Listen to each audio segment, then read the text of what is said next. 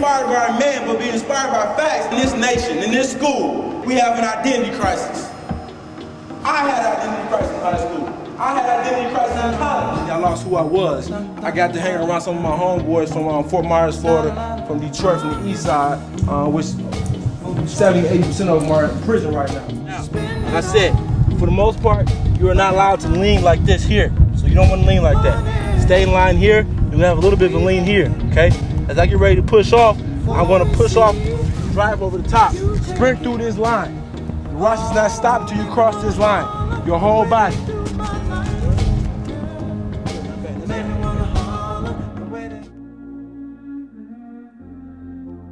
I had that mentality as a football player where I was invincible and that I could not be stopped, I could not be controlled by anybody. And with that mentality that I had, when I went out into the real world, when we went to parties, went to clubs, I became, so to speak, untouchable. I had lost who I was. I was no longer Lansing, Michigan. I was no longer Anthony Tyus Jr. I had a mask on. I turned into my mask, and my mask landed me in jail. Very close to landing me in prison. What does it mean? What does it mean control? What does control mean, boy? Control. What does that mean?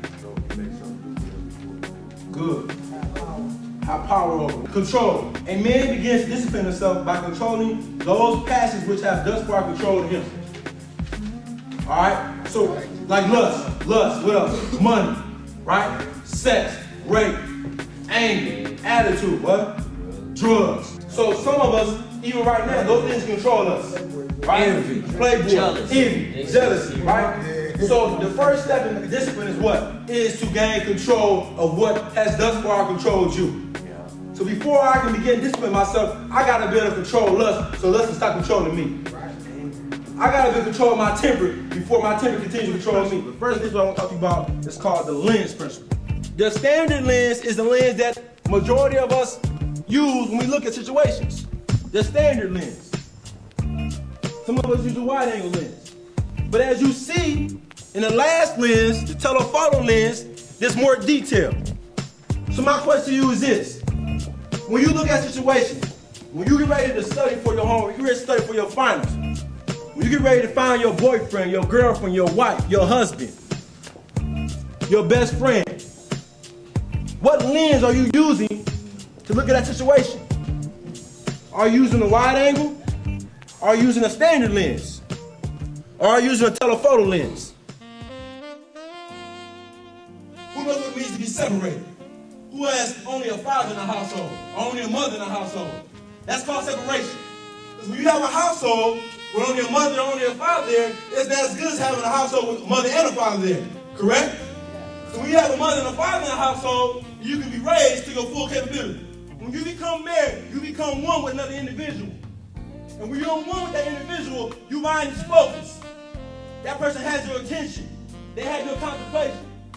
24/7, all day long, every single day. Your mind does not wander. You think alike.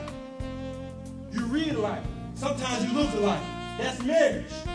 So the question is, are you married to your schoolwork? Are you separated? That's the question.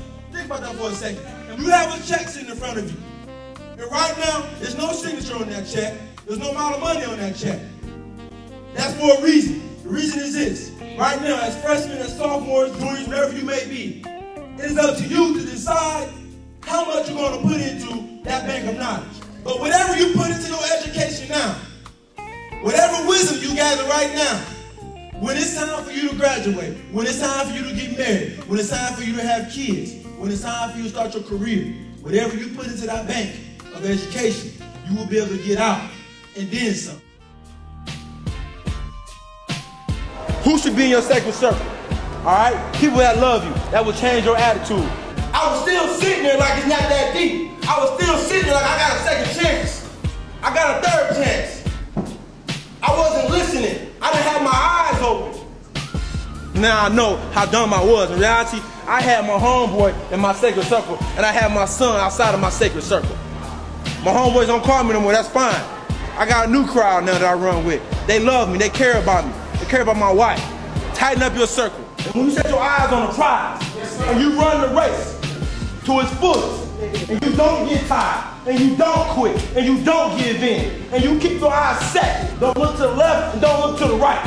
You run. Even when you get tired, you continue to run. You run, you ride until the wheels fall off. And that's from the heart. Believe it, know it, and you can achieve it. Believe in yourself. You are better when it's on BET. You are a strong black man. You are a strong